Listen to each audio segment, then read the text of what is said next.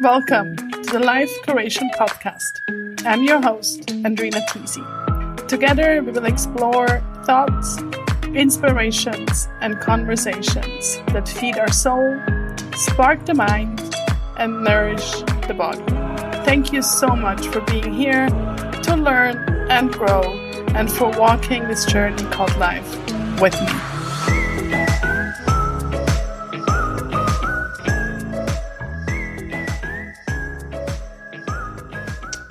Hi, thank you for being here to another episode of the Life Curation Podcast. Today, I would like to talk about the difference between being process or goal-oriented. And to dive right into it, we live in a society that is very goal-oriented. And what can happen when we focus on our goals, we can lose sight of the process and maybe even lose sight of why we want to reach that goal. And I love setting goals. And I think there is a balance between goal orientation and process orientation.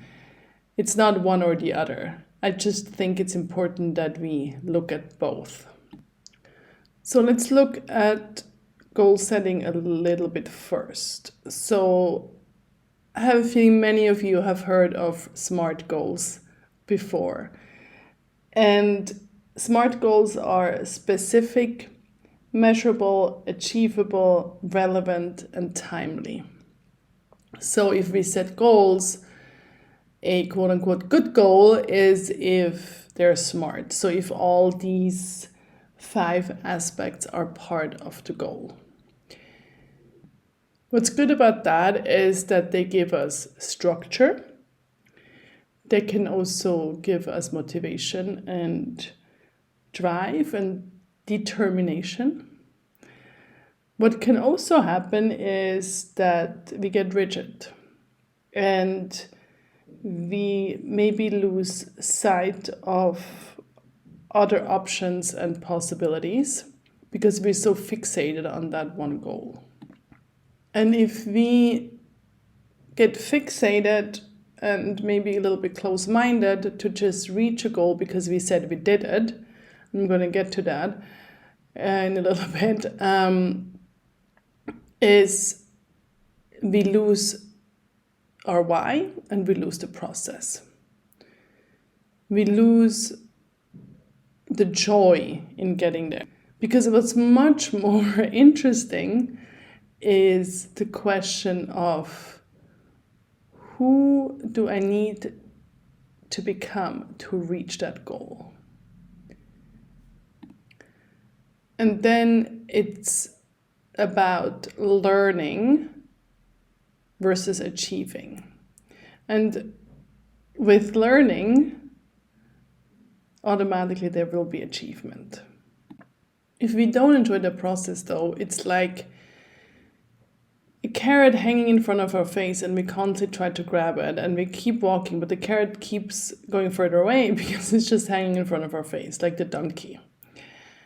And the moment we reach that one goal, we don't even enjoy it, that we've reached it. And we constantly are chasing something without really being able to enjoy the process and to be proud of ourselves.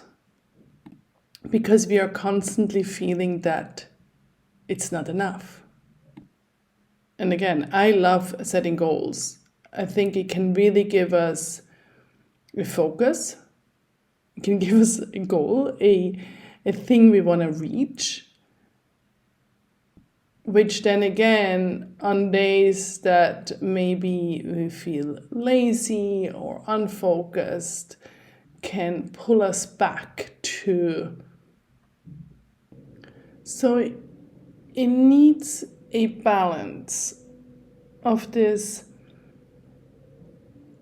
yin and yang in a way. There's really doing versus being. So the doing is the setting the goal, and the being is the process. We need both, and a lot of times we're in the doing. And what can also come into play is that, and I see that a lot with my clients, is that something needs fixing, meaning working on myself. So it's like a project that needs some kind of fixing. And I like to change it to working with myself. And to me, and I'm curious to hear from you how you feel about it, to me, this working with myself has a much more softer energy. And it's me, myself, and I working together. It's like a co-creation. And then, of course, I have my support team, which, coaches, therapists, all of that. And it becomes a self-discovery, and it becomes a learning. And this learning never stops. So this is another thing with goals, is that once I have reached this goal, this and this will happen. And most of the time that's not the case. We then run behind this illusion that we will be better. Life will be different once this happens, or better once I've achieved this. Another thing is that I notice a lot, also with myself, is that we have a lot of different goals. And that can also create a sense of overwhelm and not even knowing where to start. And then we end up not doing anything. We're stuck in a way. So I love to work with the Wheel of Life. And on my website, I also have the free online workshop that you can partake, which is the Chaos to Clarity. And the first exercise is the Wheel of Life. And I will share a little bit of examples with you in just a moment on the different areas that the Wheel of Life includes and how goals versus processes can look like.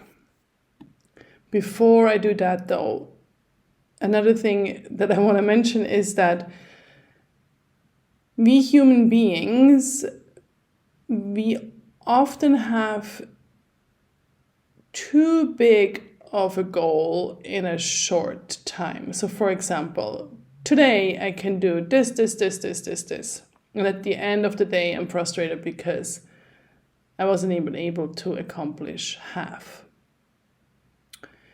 But we also don't give ourselves credit on how much we can achieve in the long run, if we stick to it, and then that's the process again. Because in that then also comes in the consistency. So with a smaller goal, let's say a daily habit, for example,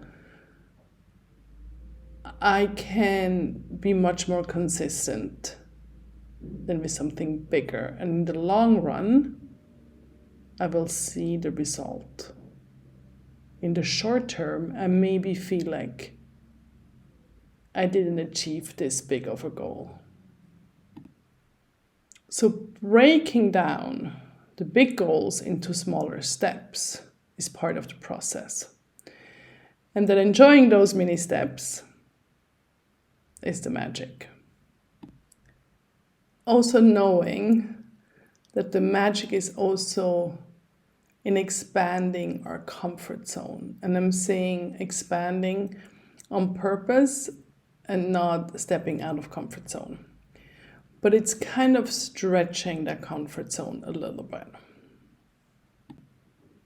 A really beautiful example for processes is, for me, is process painting. And the name says it already, process painting.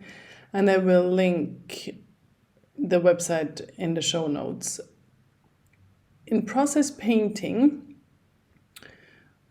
which I guess is a type of art therapy, is that the result, meaning the painting at the end, doesn't matter. You actually don't even keep it. I burned mine. Or no, I think I just threw them out. You're also encouraged not to show them to anybody because it's your process. And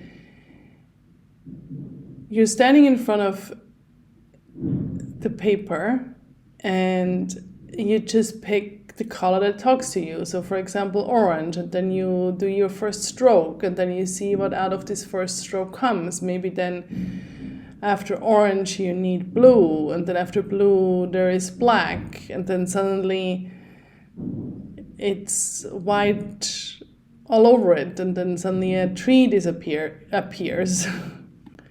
So you're giving this space to the process.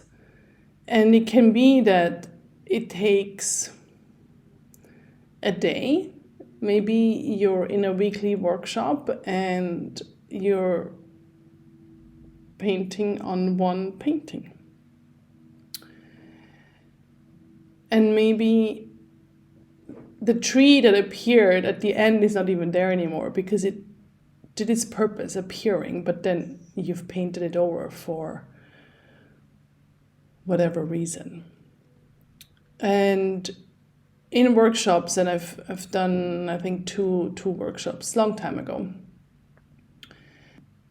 But for me, it was really healing to not having to produce a beautiful painting, but just enjoy the material, the paint, the brush, the color, the paper, and just be with that. And the keyword is enjoying, right? And how am I treating myself in the process? Because if I'm enjoying it, I'm treating myself with softness and with love. But if it's just about the result, then it can become a fight. And when we tap into the process, curiosity can come up too. In somatic experiencing, curiosity is a really big aspect. And this question, what happens next? Because we don't know. And if we can allow ourselves to not know what's happening next, we can also learn something on the way to our goal. Learn something about ourselves. And maybe then suddenly realizing, hey, I actually don't care about it anymore. Something else has become much more important. And then allowing that to happen instead of just sticking with it because I said I'd do so. And again, I love goals. So for example, meditation. And a lot of people that come to my class or that are also coming into my coaching, a daily meditation practice is a topic that they want to do. And then one of the questions I have is why? So becoming clear on why we want something. And Simon Sinek, of course, is the man for finding your why. And I will link his stuff in the show notes as well. Also in the Chaos of Clarity that I mentioned before. That's also one of the steps. But coming back to meditation, also for myself, I've noticed how much softer I have been able to become towards myself in my meditation practice. There was a time when I said, I will do this 40-day meditation, and I just did it because I said I do 40 days. And yes, I did the 40 days, but did I really get the benefit of the meditation?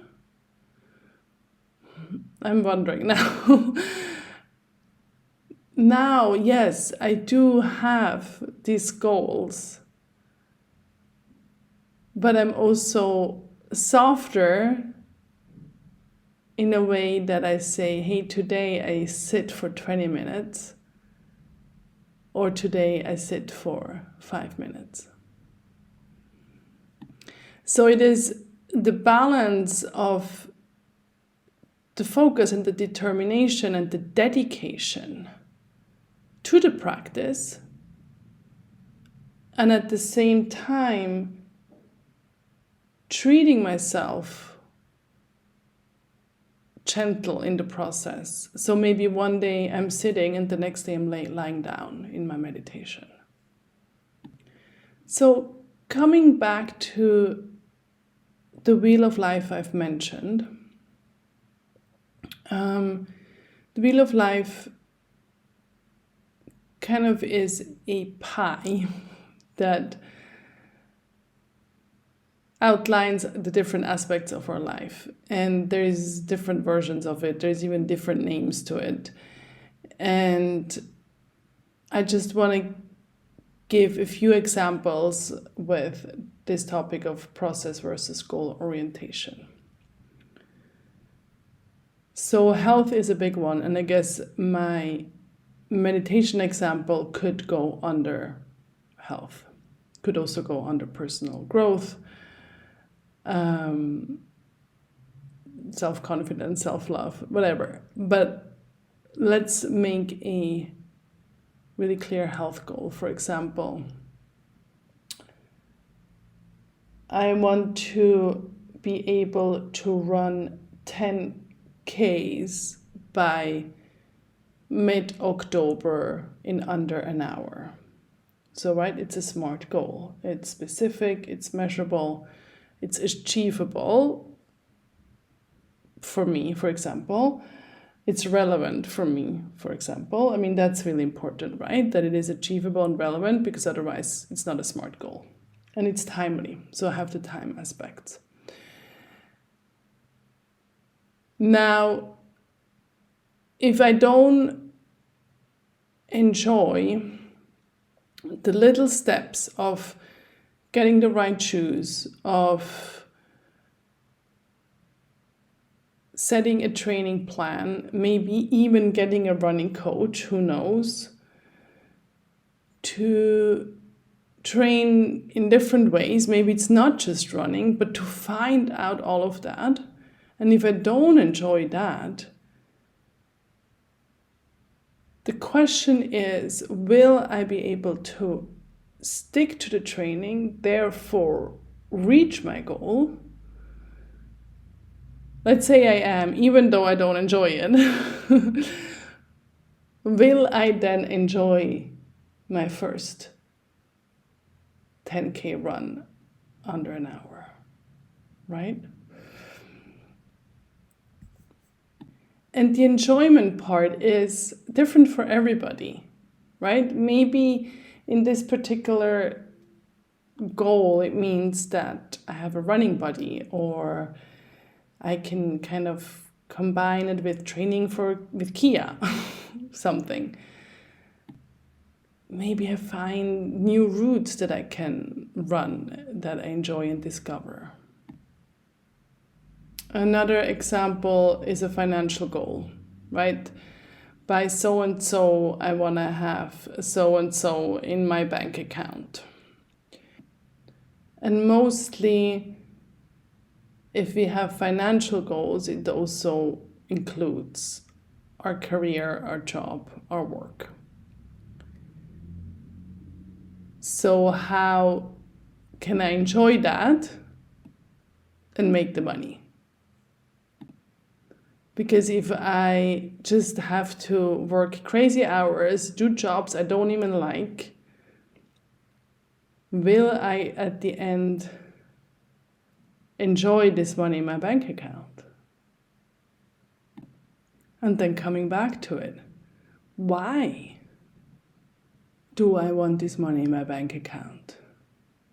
Why do I want to run 10Ks in under an hour by mid-October? And the why is kind of our North Star. Maybe there is dreams and wishes and goals for our relationships, right? Whether that's in our family, maybe that's in our romantic life, maybe in our social life. Maybe there is friends that you haven't seen in a long time, and your goal could be to reconnect and see them. It's important that you enjoy that. And especially if other people are involved, like relational goals. And if this is a topic in your life that is wanting your attention, go listen to the episode on love languages. And maybe that is a goal that you have. And the process is that you enjoy learning more about them, learning more about yourself, learning more about the people in your life. I think a big area as well where we can lose sight of our why and our process is learning and education. I mentioned personal growth a little bit and personal development and the difference between working on ourselves compared to working with ourselves. As many of you know, and if you've listened to the podcast, you definitely know that I am currently studying somatic experiencing. There is also an episode on that, if you're curious. If I would do this training, it's 3 years, because I just want to have the certification. I don't think that's possible. And thinking of that actually makes me think of school. And even though I don't have children on my own in school, I hear it from friends and clients and colleagues. And I remember for myself, right, how it's so much about the goal. I didn't enjoy school because I didn't enjoy the process. It was all about reaching something. It was like getting the grade and studying for the exam and ugh. Anyway, I think you can understand what I'm trying to get at. So coming back to my studies right now, because I enjoy it so much, the certification actually doesn't even matter. Because I'm learning and I'm excited on what I'm learning. So I encourage you to look at your goals. And again, I love goals. I'm not against goals. I think I've said enough. And I encourage you to break down the goals into small steps. And I also encourage you to maybe cancel some of the goals and find focus. And that's difficult, I know. It's a big part of my work with my clients that I help to find that focus. So reach out if you want to hop on a call and find out more about that. Because sometimes it just helps to take a little bit of a bird's eye view on our life to see what's actually really wanting our attention. And then the magic is that there's a ripple effect. So one thing leads to the next, right? I mentioned some goals, for example, the meditation, and maybe that leads into a change in relationships, or the running goal may increase my self-confidence because I feel stronger and healthier. So yes, just maybe pick one goal. How can you break it down into smaller steps? And ask yourself why. And ask yourself, how can I be more in the being, incorporating the doing, finding the balance, and enjoying the process. And let me know how you're doing. Let me know if you have questions. I always love to hear from you. Thank you so much for being here. Oh, and I think I said it before, but I will link that Chaos to Clarity, which is on my website, in the show notes as well, if you want to dive deeper into those 5 steps. Now go and enjoy the process of curating your life. Much love.